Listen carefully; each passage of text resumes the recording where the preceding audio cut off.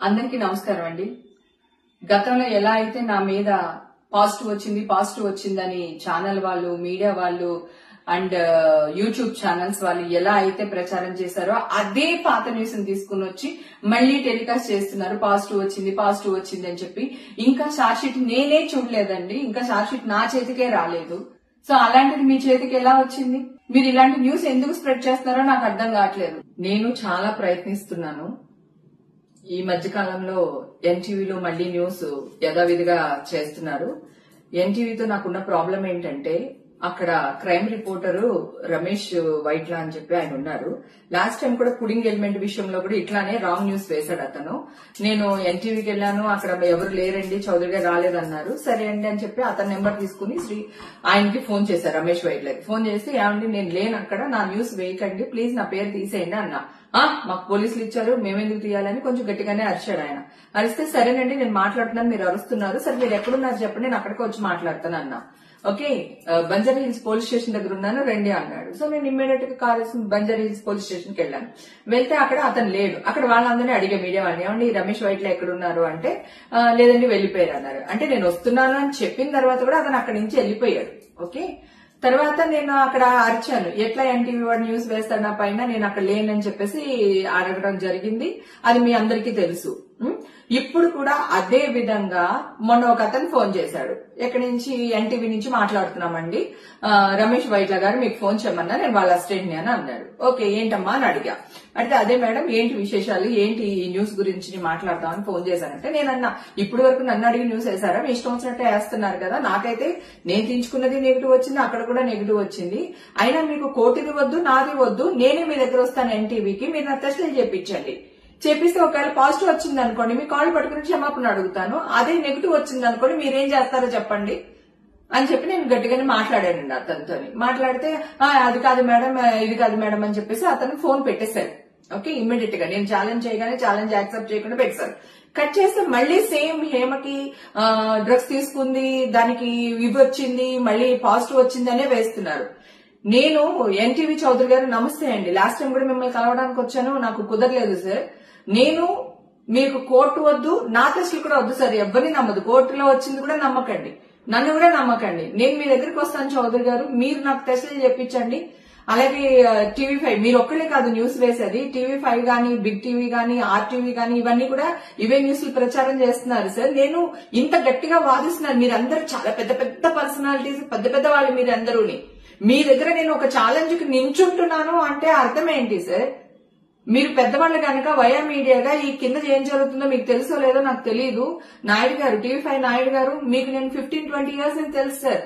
గతంలో మీ ఇంటి పార్టీస్ కూడా నేను వచ్చాను, ఫంక్షన్స్ కి వచ్చాను, మీకు నా గురించి బాగా తెలుసు సార్, నేను ఎలాంటి దానిలో తెలుసు. రాత్రికి ఇంత మర్యాద రాలేదు సార్, హేమక్కని బిరుదు రాలేదు నాకు. నేను వాదిస్తూనే ఉన్నాను సార్, మా ఇంటికి వచ్చి బిర్యానీ పెట్టి లైవ్ లోకి వెళ్తే కూడా వాదిస్తుంది, బొకాయిస్తుంది అని వేశారు.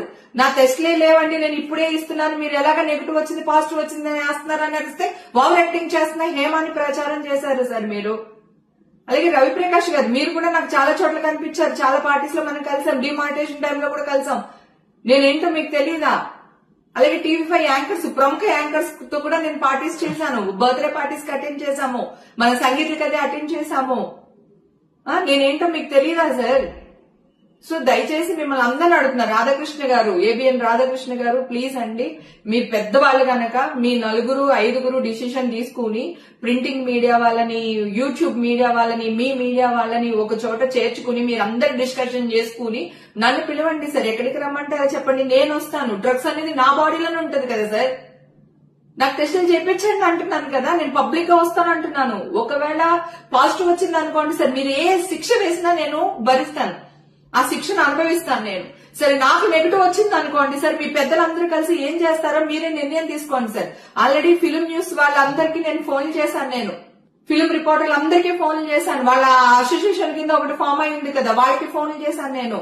సాక్షి టీవీ స్వప్నతో కూడా మాట్లాడాను, అలాగే డిజిటల్ మీడియాకి సంబంధించి గ్రేట్ ఆంధ్ర మూర్తి గారితో ప్రేమతో కూడా డిస్కషన్ చేశాను. లక్ష్మీనారాయణ ఎన్టీవీ, మన ఇది వరకు మీ టీవీలోనే పనిచేసే వాళ్ళు ఎన్టీవీలో, ఇప్పుడు టీవీ9 కి వచ్చారు, అతనితో మాట్లాడాను, రాంబాబుతో మాట్లాడాను, నాయుడుతో మాట్లాడాను, స్వప్నతో మాట్లాడాను, తర్వాత శేఖర్, వంశీ, మా ఫిల్మ్ న్యూస్ వాళ్ళు ఎవరైతే ఉన్నారో వాళ్ళందరితో మాట్లాడాను నాకు టెస్టులు చేయించండి, మీరు ఎక్కడికి రమ్మన్నా వస్తాను, మీరేం చెప్పినా చేస్తాను, ఒకవేళ పాజిటివ్ వస్తే మీ ఇష్టం అని వాళ్ళందరితో కూడా మాట్లాడాను సార్. నేను మాట్లాడిన తర్వాత కూడా ఎగైన్ ఈ న్యూస్ లో వస్తున్నాయి. మేమే చూడలేదు సార్ ఇంకా ఛార్జ్ షీటు, మీ దాకా ఎలా వస్తుంది? ఎవిడెన్సెస్ ఏంటి సార్ నాకు అర్థం కాదు. ఈ న్యూస్లు మీరు వేయడం వల్ల మీ న్యూస్లు చూసి మా అమ్మకి యాంగ్జైటీ అయిపోయింది. మొన్న నైట్ ఇక్కడికి తీసుకుని వచ్చారు సార్. నిన్నంతా నిమ్స్ లో ఉండి డాక్టర్ భూషణ్ గారు మా అమ్మగారికి ట్రీట్మెంట్ చేస్తున్నారు. 75 years మా అమ్మగారికి. ఆవిడకి 2 కిడ్నీలు పనిచేయవు సార్, 70% పనిచేయవు ఆవిడకి. బ్లైండ్ లో క్లాట్ ఉంది దానికి.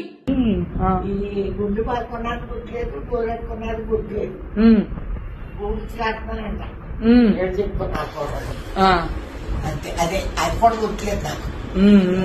మీ వల్ల నేను పరువు కోసం చచ్చిపోతాను సార్, పరువు కోసం చచ్చిపోతాను నేను. నా ఫ్యామిలీ తలదించుకునే పని ఈ రోజు వరకు చేయలేదు. నా ఇండస్ట్రీ నా వల్ల తలదించుకునే పని ఏ రోజు చేయలేదు సార్.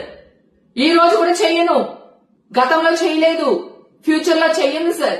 దయచేసి దండం పెడుతున్నాను మీకు. దయచేసి మీ పెద్దవాళ్ళందరూ రాధాకృష్ణ గారితో సహా, నాయుడు గారు, రాధాకృష్ణ గారు, ఎన్టీవీ చౌదరి గారు, మీరందరూ కలిపి ఒక డిసిషన్ తీసుకుని నన్ను ఒక 2-3 రోజుల్లో మీ దగ్గరికి పిలవండి సార్. పిలిచి నాకు టెస్టులు చేయించండి. కోర్టు వద్ద ఏమొద్దు, మీరు టెస్టులు చేయించండి. నేను రెడీగా ఉన్నాను.